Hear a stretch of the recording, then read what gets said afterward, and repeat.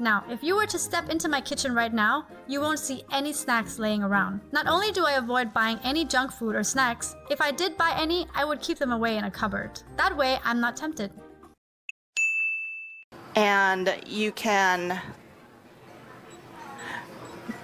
keep it in your cupboard for a while. You know, if you like it, you can like double it, triple it, whatever you like. Next up is garlic oil. Now this makes a really great gift and it'll keep in the cupboard for ages.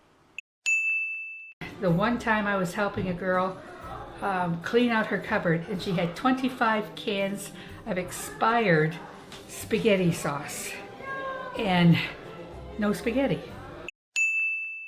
But if your company or business or place of work hasn't got a timeout room like that, or has not got a cupboard which you can clean out, and if your boss is even more smart than those two kids and really knows how to get you out, there is always the place of last resort, the toilets. They inherited an empty cupboard. They're slowly but surely fixing that. Started with an empty cupboard. We didn't have a lot that we inherited. So we're really in great shape. And we started off with an empty cupboard. They were keeping them locked up in a cupboard, and we had to fill out a form every time we took one. Lock someone in a cupboard at St Andrew's House with, you know, the one and only paper copy. How have you done this? How have you done this in the past?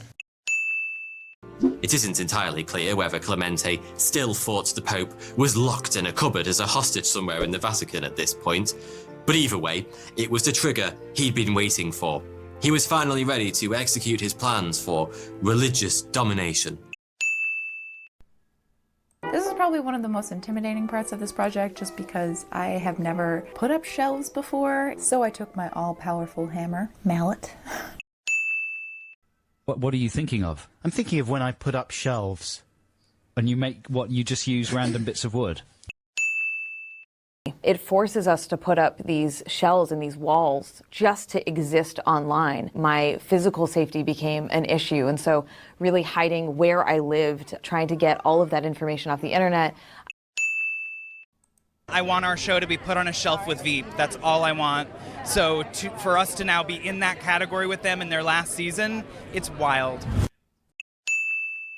We tend to put in a box, put on a shelf, and pull out with some touchy, loud feminists make you do it.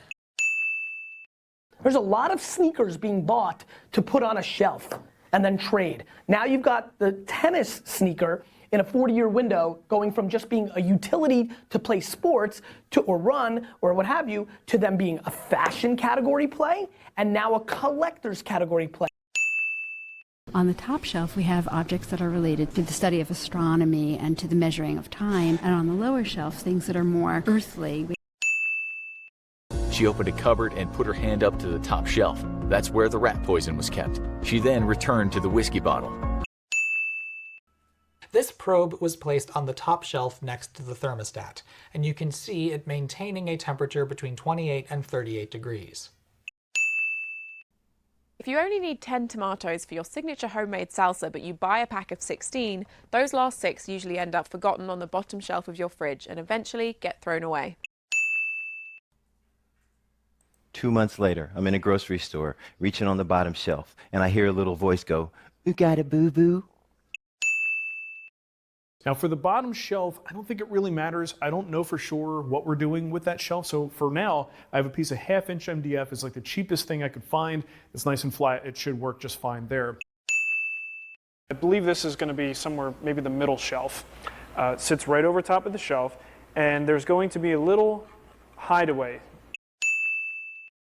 Now let's install them. You can locate the middle shelf anywhere you like. I'm putting mine at about 19.5 inches off the ground. I haven't yet reviewed on the middle shelf, and then the bottom shelf, to be honest, is kind of cluttered up with envelopes and postcards and stationery and is not being very useful right now.